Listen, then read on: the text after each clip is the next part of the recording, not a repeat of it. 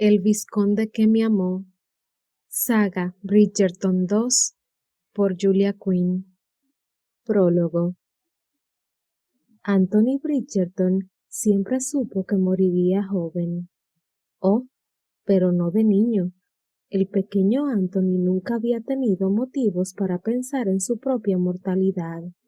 Sus primeros años habían sido la envidia de cualquier muchacho de su edad, una existencia perfecta desde el mismo día de su nacimiento.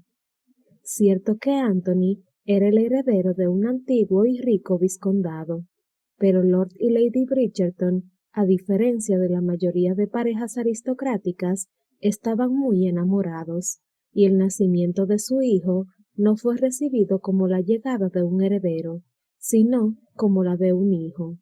Por lo tanto, no hubo más fiestas ni actos sociales, no hubo más celebraciones que las de una madre y un padre contemplando maravillados a su retoño. Los Bridgerton eran padres jóvenes pero sensatos. Edmund apenas tenía 20 años y Violet solo 18. Y también eran padres fuertes que querían a su hijo con un fervor e intensidad poco común en su círculo social. Para gran horror de la madre de Violet, ésta insistió en cuidar ella misma del muchacho. Edmund, por su parte, nunca había aceptado la actitud imperante entre la aristocracia, según la cual los padres no debían ver ni oír a sus hijos. Se llevaba al niño a sus largas caminatas por los campos de Kent, le hablaba de filosofía y de poesía, incluso antes de que el pequeño entendiera sus palabras, y cada noche le contaba un cuento antes de dormir. Con una pareja tan joven y enamorada, para nadie fue una sorpresa que justo 2 años después del nacimiento de Anthony se sumara a este un hermano más pequeño, a quien llamaron Benedict. Edmund hizo los ajustes necesarios en su rutina diaria para poder llevar a sus 2 hijos con él en sus excursiones. Se pasó una semana metido en los establos trabajando con su curtidor para idear una mochila especial que sostuviera a Anthony en su espalda y que al mismo tiempo le permitiera llevar en brazos a su pequeño Benedict. Caminaban a través de campos y riachuelos, y él les hablaba de cosas maravillosas, de flores perfectas y de cielos azules y claros, de caballeros con relucientes armaduras y damiselas afligidas. Violet se echaba a reír cuando los tres regresaban con el pelo despeinado por el viento, bañados por el sol, y Edmund decía: «Ven, aquí está nuestra damisela afligida. Está claro que tenemos que salvarla». Y Anthony se arrojaba en los brazos de su madre y le decía entre risas que la protegería del dragón que había visto arrojando fuego por la boca, justo a 2 millas de aquí, en el camino del pueblo. ¿A 2 millas de aquí, en el camino del pueblo?, preguntaba Violet bajando la voz, esforzándose porque sus palabras sonaran cargadas de horror. «Dios bendito, ¿qué haría yo sin 3 hombres fuertes para protegerme?» «Benedict es solo un bebé, mamá», contestaba Anthony.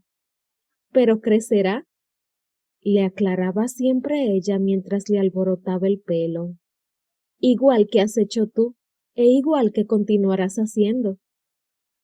Aunque Edmund siempre trataba a los niños con idéntico afecto y devoción, cuando a última hora de la noche Anthony sostenía contra su pecho el reloj de bolsillo de los Bridgerton que le había regalado por su 8º cumpleaños su padre, quien a su vez lo había recibido de su padre también por su 8º cumpleaños, al muchacho le gustaba pensar que su relación era un poco especial. No porque Edmund le quisiera más a él. A aquellas alturas, los niños Bridgerton ya eran 4. Colin y Daphne habían llegado muy seguidos, y Anthony sabía bien que todos eran muy queridos.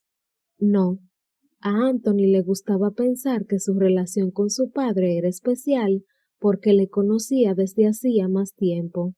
Así de sencillo. Al fin y al cabo, no importaba cuánto hiciera que Benedict conociera a su padre, Anthony siempre le llevaría 2 años de ventaja, y 6 a Colin, y en cuanto a Daphne, bien, aparte del hecho de que era una niña, ¡qué horror! Conocía a su padre desde hacía 8 años menos que él, y siempre sería así. Le gustaba recordárselo a sí mismo. Edmund Bridgerton, en pocas palabras, ocupaba el mismo centro del mundo de Anthony. Era alto, de hombros anchos, y cabalgaba a caballo como si hubiera nacido sobre la silla de montar. Siempre sabía las respuestas a las preguntas de aritmética, incluso las que su tutor desconocía. No ponía pegas a que sus hijos tuvieran una cabaña en los árboles. Por eso fue él mismo quien la construyó, y tenía esa clase de risa que calienta un cuerpo desde adentro hacia afuera. Edmund enseñó a montar a Anthony, le enseñó a Anthony a disparar, le enseñó a nadar, le llevó él mismo a Eton en vez de enviarlo en un carruaje con sirvientes, que fue como llegaron la mayoría de los futuros amigos de Anthony. Y cuando pilló a Anthony observando con mirada nerviosa el colegio que iba a convertirse en su nuevo hogar, mantuvo una charla íntima con su hijo mayor para asegurarle que todo iría bien. Y así fue. Anthony sabía que no podía ser de otra manera. Al fin y al cabo, su padre nunca mentía. Anthony adoraba a su madre.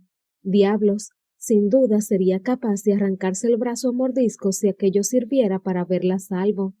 Pero todo lo que el muchacho hacía mientras crecía, todos sus logros, cada sueño, cada una de sus metas y esperanzas, todo era por su padre. Y luego de repente, un día, todo cambió. Qué curioso, reflexionó él a posteriori, cómo la vida podía alterarse en un instante, cómo en tal minuto las cosas eran de cierto modo y al siguiente sencillamente no. Sucedió cuando Anthony tenía 18 años. Había vuelto a casa a pasar el verano y a prepararse para su primer año en Oxford. Iba a entrar en el All Souls College, igual que su padre antes que él, y su existencia era todo lo prometedora y resplandeciente que un joven de 18 años tiene derecho a desear. Había descubierto a las mujeres y, algo tal vez más maravilloso, las mujeres le habían descubierto a él. Sus padres seguían reproduciéndose felizmente y habían añadido a la familia a Eloise, Francesca y Gregory. Anthony hacía todo lo posible para no entornar los ojos cada vez que se cruzaba con su madre por el pasillo, embarazada de su 8º hijo. En opinión de Anthony, todo aquello resultaba bastante impropio, tener hijos a la edad de sus padres, pero se guardaba sus opiniones para sí. ¿Quién era él para poner en duda la prudencia de Edmund? Tal vez él mismo querría también tener más hijos a la madura edad de 38. Cuando Anthony se enteró, ya era última hora de la tarde. Regresaba de una larga y dura cabalgata con Benedict y acababa de entrar por la puerta principal de Aubrey Hall, el hogar ancestral de los Bridgerton, cuando vio a su hermana de 10 años sentada en el suelo. Benedict estaba aún en los establos, pues había perdido una tonta apuesta con Anthony que le exigía cepillar ambos caballos de arriba abajo. Anthony se paró en seco al ver a Daphne. Era sin duda inusual que su hermana estuviera sentada en medio del suelo del vestíbulo principal. Era incluso más inusual que estuviera llorando. Daphne nunca lloraba. «Daph», le dijo con vacilación. Era demasiado joven para saber qué hacer con una fémina llorosa, y se preguntaba si alguna vez aprendería. «¿Qué?» Pero antes de que pudiera acabar la pregunta, Daphne levantó la cabeza y el tremendo sufrimiento en aquellos grandes ojos marrones atravesó a Anthony como un cuchillo. Dio un paso tan valiente hacia atrás, pues sabía que algo había pasado, algo terrible. «Ha muerto», susurró Daphne. «Papá ha muerto». Durante un momento, Anthony tuvo el convencimiento de que había oído mal. Su padre no podía haber muerto. Otras personas morían jóvenes como el tío Hugo, pero el tío Hugo era pequeño y débil. Bueno, al menos más pequeño y más débil que Edmond. Te equivocas. Tienes que estar equivocada. La niña sacudió la cabeza. Me lo ha dicho Eloís, ha sido una... Anthony sabía que no debía coger y zarandear a su hermana sollozante, pero no pudo contenerse. ¿Qué ha sido qué, Daphne? Una abeja. Le ha picado una abeja. Por un instante, lo único que Anthony pudo hacer fue mirarla con fijeza. Finalmente, con voz áspera y apenas reconocible, dijo: Un hombre no se muere por la picadura de una abeja, Daphne. La niña no dijo nada. Continuó allí, sentada en el suelo. Su garganta se agitaba temblorosa mientras intentaba contener las lágrimas. Ya le han picado antes, añadió Anthony, elevando el volumen de la voz. Yo estaba con él una vez. Nos picaron a los dos. Nos encontramos un panal. A mí me picó en el hombro. De forma instintiva, subió la mano para tocarse el punto en que la abeja le había picado tantos años atrás, y añadió en un susurro: A él le picó en el brazo. Daphne le miraba con fijeza y con una inquietante expresión de perplejidad. No pasó nada, insistió Anthony. Podía oír el pánico en su voz y sabía que estaba asustando a su hermana, pero era incapaz de controlarlo. Un hombre no puede morir por la picadura de una abeja. Daphne sacudió la cabeza. De pronto, sus ojos oscuros parecían los de alguien 100 años mayor. Ha sido una abeja, dijo ella con voz hueca. Eloís lo vio. En un momento estaba allí de pie y al siguiente estaba... Anthony sintió que algo muy extraño crecía dentro de él, como si sus músculos estuvieran a punto de saltar de su piel. ¿Al siguiente estaba qué, Daphne? ¡Muerto! Parecía desconcertada por aquella palabra, tan desconcertada como se sentía él. Anthony dejó a Daphne sentada en el vestíbulo y subió los peldaños de la escalera de 3 en 3 para ir al dormitorio de sus padres. Seguro que su padre no estaba muerto. Un hombre no podía morirse de una picadura de abeja. Era imposible, una completa locura. Edmund Bridgerton era joven, era fuerte, era alto y de hombros anchos, tenía una musculatura poderosa y, por Dios, ninguna abeja insignificante podía haberle derribado. Pero cuando Anthony llegó al pasillo del piso superior, pudo detectar por el silencio de más o menos una docena de criados inmóviles que la situación era nefasta, y sus rostros de lástima. Aquella lástima en sus rostros le obsesionaría el resto de su vida. Pensó que tendría que empujarles para que le permitieran entrar en la habitación de sus padres, pero los criados se apartaron como si fueran gotas del Mar Rojo, y cuando Anthony abrió la puerta de par en par, supo la verdad. Su madre estaba sentada sobre el borde de la cama, sin llorar, sin tan siquiera emitir un sonido. Tan solo sostenía la mano de su padre mientras se balanceaba hacia adelante y atrás. Su padre estaba inmóvil, inmóvil como... Anthony ni siquiera quería pensar en aquella palabra. Mamá, llamó con voz entrecortada. No la llamaba así desde hacía años.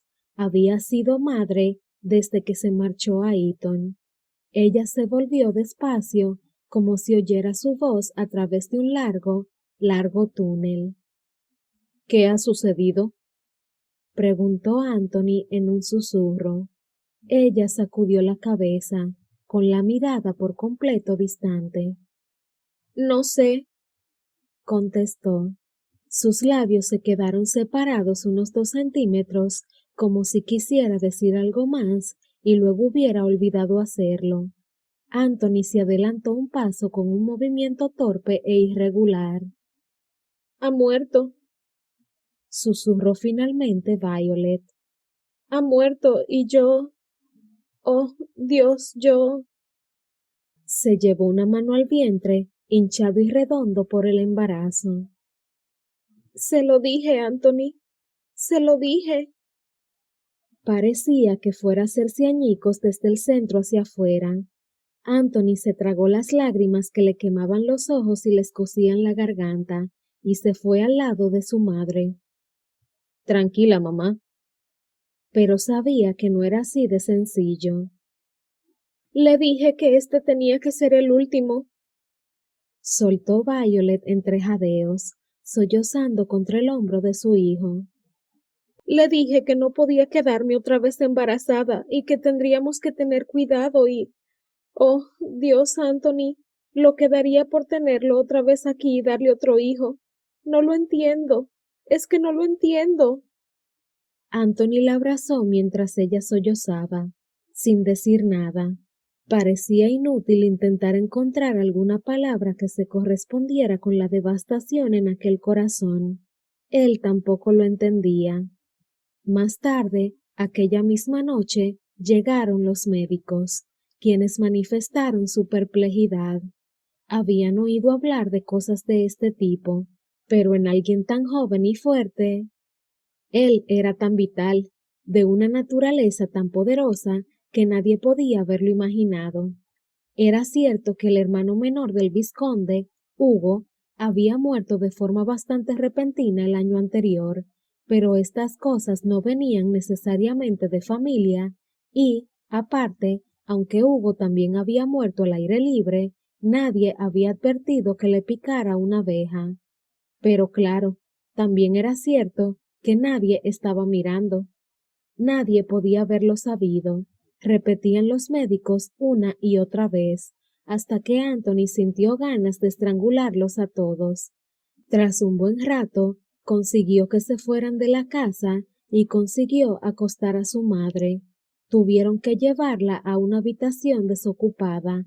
A Violet le perturbaba la idea de dormir en la cama que había compartido durante años con Edmund. Anthony también consiguió mandar a la cama a sus 6 hermanos, diciéndoles que por la mañana tendrían que hablar todos ellos, que todo iba a ir bien y que se ocuparía de ellos como le habría gustado a su padre. Luego entró en la habitación en la que aún yacía el cuerpo de su padre y se quedó mirándolo. Le miró y le miró con fijeza durante horas, sin apenas parpadear, y cuando salió de la habitación, lo hizo con una visión nueva de su propia vida, una nueva noción de su propia mortalidad. Edmund Bridgerton había muerto a los 38 años de edad, y Anthony simplemente no podía imaginarse superar a su padre en nada, ni siquiera en años.